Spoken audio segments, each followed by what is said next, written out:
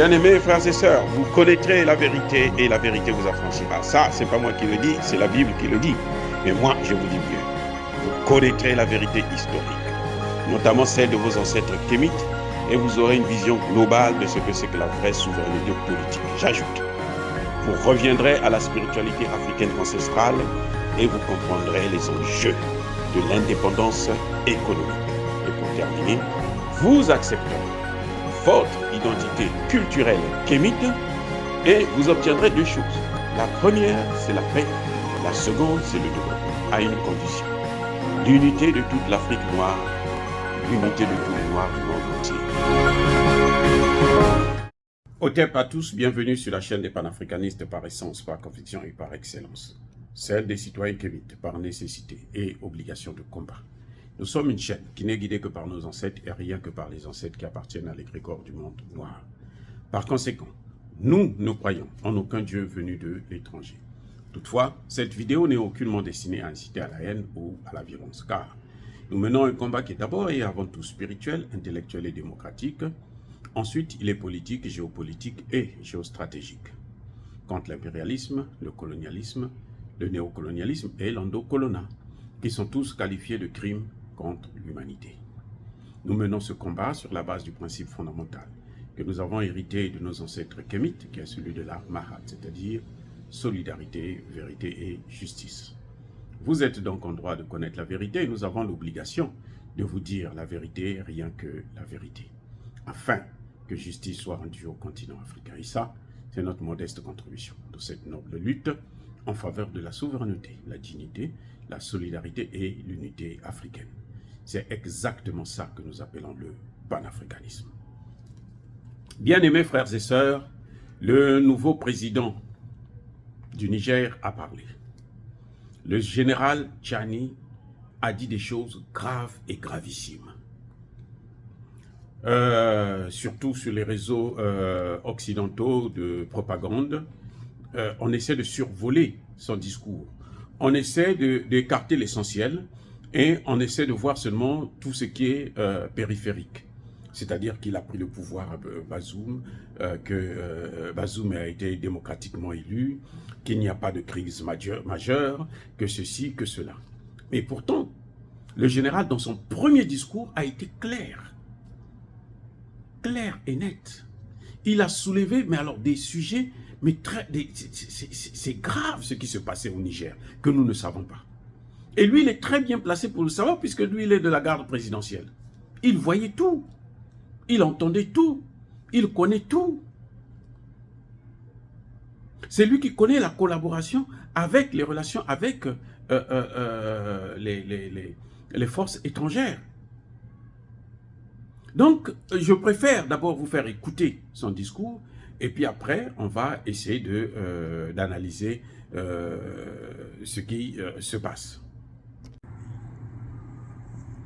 Mes chers compatriotes, parlant d'incohérence et d'inefficacité, il faut véritablement s'interroger avec nous sur le sens et la portée d'une politique sécuritaire qui consiste à procéder à la libération extrajudiciaire de plusieurs chefs terroristes sans garantie aucune dans le contexte qui est le nôtre. Sur le sens et la portée du recrutement et du détournement à des fins politiciennes de plusieurs centaines d'éléments FDS en dehors du cadre militaire traditionnel et en les plaçant directement sous la seule autorité des politiques. Sur le sens et la portée de la décision d'un commandant en chef qui ordonne la libération des bandits lourdement armés pris sur un théâtre d'opération militaire au seul motif qu'ils serraient ses alliés. Le sens et la portée de propos d'un commandant en chef des armées qui déclare devant le monde entier que ces soldats qui se battent au prix de leur vie sont moins forts et moins aguerris que les terroristes. Le sens et la portée d'une approche sécuritaire de lutte contre le terrorisme qui exclut toute véritable collaboration avec le Burkina Faso et le Mali, alors même que nous partageons avec ces deux pays voisins la zone du Liptao, dans laquelle se concentrent aujourd'hui l'essentiel des activités des groupes terroristes que nous combattons. Mes chers compatriotes, de toute évidence, les autorités déchues se sont engagées dans une approche qui consiste à mettre en place une sorte de milice pour leurs propres intérêts. Toute chose qu'aucun patriote sincère ne saurait accepter. Mes chers compatriotes, sur le plan économique et social, l'amélioration... Bien-aimés frères et sœurs, je crois que vous avez tous entendu cet extrait du discours de la première déclaration du président Tiani. Celui que eux-mêmes ils disent que ce n'est pas encore terminé, c'est le coup d'État en cours. La CEDEAO dit nous on va utiliser tous les moyens, ils veulent même mettre en place une force. Les Français, eux, ils veulent intervenir à la Denard, Bob Denard. Ils pensent qu'on est encore à ce temps-là, mais on va voir ce qui va se passer. Parce que l'armée a reçu le soutien du peuple. Là, c'est une guerre contre le Niger que les Occidentaux veulent déclarer. Et s'ils attaquent le Niger, ils attaquent l'Afrique. Et nous n'allons pas les laisser continuer à tuer nos frères, nos sœurs comme ça, sans rien faire. Regardez ce que moi j'ai relevé de plus important. C'est que le président Bazoum, avec la complicité bien entendu de ses partenaires occidentaux, n'a cessé de libérer plutôt les terroristes. Donc ils essaient de trouver une formule extrajudiciaire, c'est même pas un juge qui les écoute et tout machin, ils sont en prison, arrêtés par les militaires nigériens, et on les prend, on les sort des terroristes, vous prenez, vous les libérez. Sans l'accord de l'armée, sans avoir des garanties qu'ils ne vont pas revenir pour faire la guerre. Alors qu'il sait très bien que le terrorisme est alimenté par les Occidentaux, la France en premier, les États-Unis et autres, et ce sont eux qui leur donnent des armes, ils ont besoin des hommes. Donc ceux qu'on met en prison là, quand on les ressort, qu'est-ce qu'ils vont faire? Ils vont les remettre sur le terrain. On a vu le président, le général Tiani, l'a dit encore, qu'il y avait des recrutements. Monsieur Bazoum était en train de mettre en place une milice. Sa milice à lui. Parce qu'il recrute des gens sans passer par le canal de l'armée, sans respecter les normes, les conditions militaires. C'est quoi? C'est une milice. Et quelle serait la finalité de cette milice? La finalité de cette milice, c'était d'écarter l'armée nigérienne pour la remplacer par cette milice à la solde des Occidentaux et faire du Niger plutôt, une grande base militaire occidentale. Et ça, c'est ce que les gens ne veulent pas entendre. Les Occidentaux ferment les oreilles, mais même les Africains, surtout les intellectuels, ils ferment les oreilles sur ça. Ils ferment les yeux sur cette réalité. Il n'y a pas que ça, c'est pas tout. Lorsque les militaires vont organisent une descente, ils mènent une opération et ils arrivent à attraper des combattants, des bandits. Mais en fait, ce sont des terroristes lourdement armés. Il y a une voix qui vient de plus haut, de la présidence, pour dire qu'il faut les libérer. Ce sont nos alliés. Alliés de qui? Puisque ce sont des terroristes. Puisqu'ils sont armés, ils sont alliés de qui? S'ils sont alliés, alors les militaires nigériens devraient les connaître. Donc ce sont des terroristes qui travaillent pour l'Occident. Et là, c'est grave, parce que ça veut dire que Bazoum savait que les Occidentaux, ce sont eux qui sont en train d'alimenter le terrorisme dans la sous-région. Regardez, attendez. Vous faites une patrouille.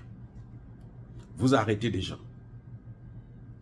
Votre chef vous dit, ce sont des alliés.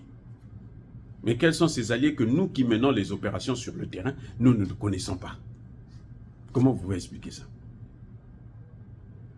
Ça veut dire que si votre chef vous dit que ce sont des alliés, il travaille avec d'autres alliés que vous connaissez, ça veut dire que votre chef vous cache quelque chose. Votre chef ne vous fait même pas confiance. Ce n'est pas étonnant que Bazoum puisse dire que l'armée est moins équipée que son armée est moins équipée que les terroristes. C'est pas étonnant que Bazoum puisse déclarer que les terroristes vont occuper le Mali, encore, ils vont occuper le Burkina Faso. Parce que il travaille avec les Occidentaux et les terroristes, lui, il connaît très bien ce qui est en train de se passer. Et c'est ça qui a fait que le monsieur puisse faire un coup d'État. D'ailleurs, il y a un autre point qu'il a ajouté, que nous avons toujours soulevé, le fait que Bazoum ait déclaré que son armée est faible devant, elle est sous-équipée devant les terroristes. Mais que fait la communauté internationale alors? Ils sont là pourquoi? C'est pas pour renforcer cette armée? C'est pas pour solidifier cette armée? C'est pas pour lui donner les moyens pour l'équiper, afin qu'eux ils puissent faire le travail, ou bien c'est pour que eux ils viennent s'installer au Niger et occuper le Niger, faire du Niger une base militaire étrangère. Bazoum a commis une haute trahison. Si j'étais à la place de Tchani, Bazoum allait droit en prison. Et il serait jugé pour ça. Parce que ce que dit le général Tchani là, mais c'est grave. Les terroristes que la France tuait, disait qu'elle aurait tué au Mali, on les a retrouvés encore en Algérie. D'autres sont morts en Algérie. Mais finalement, les gens meurent combien de fois? Et c'est ça que les gens ne veulent pas voir, ne veulent pas entendre. Quand ils parlent du coup d'État au Niger, ils ne veulent pas regarder ça. Ce qui les intéresse, c'est seulement il faut que le retour institutionnel, que Bazoum puisse revenir au pouvoir. Il y a un fait aussi important qu'il a soulevé, mais je n'ai pas pris ça dans cet extrait, c'est que lui, il explique, non, ça y est même dans l'extrait, il explique que vous ne pouvez pas mener la guerre contre le terrorisme au Niger sans avoir la collaboration avec le Mali et le Burkina Faso. Pourquoi il dit ça? Parce que le Niger, là, ils ont ce qu'on appelle la zone des 3 frontières. Il y a le Niger, le Burkina Faso et le Mali. Ce sont cette zone-là, qui est à l'origine, là où il y a le terreau, la base des terroristes dans le Sahel.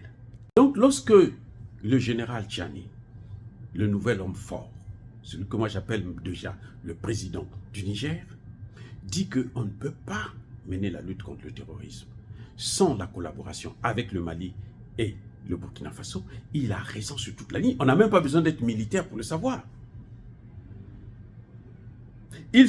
S'il y a la coopération avec le Mali et le Niger, ils vont encercler les terroristes. Et ils peuvent régler leur compte très facilement. C'est pour ça que vous voyez que les Occidentaux se sont repliés au Niger pour couper, pour avoir une possibilité d'avoir 2 pays en même temps, le Mali et le Burkina Faso. Et c'est ça leur objectif. Vous avez vu les accords avec l'OTAN, là, de la Mauritanie? C'est pour ça. Leur objectif, là, c'est le Mali et le Burkina Faso. Et pour les avoir, il faut avoir le Niger. Donc, à partir du moment où il y a une armée au Niger qui vous chasse, parce que les Français ont déjà commencé à violer l'espace aérien, alors que ça a été interdit par le gouvernement. C'est-à-dire qu'ils font comme s'ils étaient chez eux. Et c'est ça qui est intéressant de savoir. Pourquoi ils violent l'espace aérien du Niger? Les autorités militaires ont dit, nous on ne veut plus vous voir là. On ne veut plus que vous puissiez circuler jusqu'à nouvel ordre. Mais eux, ils osent quand même circuler. C'est la provocation.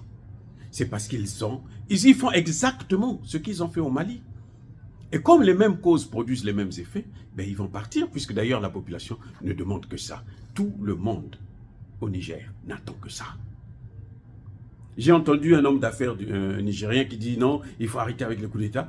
Mais il ne peut pas faire les affaires là où il y a le terroriste. Là où le terrorisme est en train de sévir, là, il peut faire les affaires? Non, il faut comprendre les choses. Vous savez que ce sont des gens qui, quand ils sont devant les médias français, ils tremblent, ils ne peuvent plus parler. Ils sont ils sont tétanisés, ils sont devenus bêtes carrément. Ce qui est en train de se passer au Niger, c'est grave. Bazoum a trahi. Si vous écoutez encore très bien le discours du général Tiani, le nouveau président du Niger, vous allez être déçu de Bazoum. Déçu complètement. Et ce n'est pas parce qu'on a été élu démocratiquement qu'on a le droit de sacrifier son pays à des bases militaires étrangères, notamment celles de l'OTAN. Dire cela, c'est inciter à la haine ou à la violence, non. Il y a Bakole Hervé, il y a Malem. Encore une fois, bien-aimés frères et sœurs, mes excuses, soyez bénis, abondamment bénis.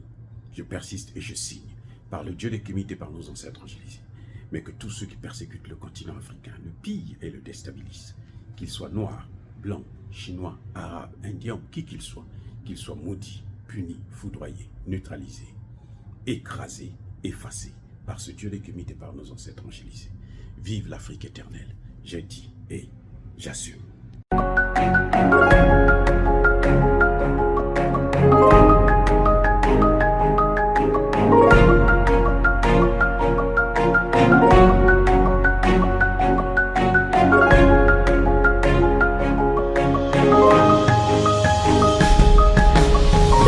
Eux, ils marchent par la foi et non par la vue. Mais moi, je vous conseille vivement de marcher par la connaissance scientifique et historique, notamment celle de nos ancêtres kémites, par les 5 sens et par l'intelligence. Abou Abia.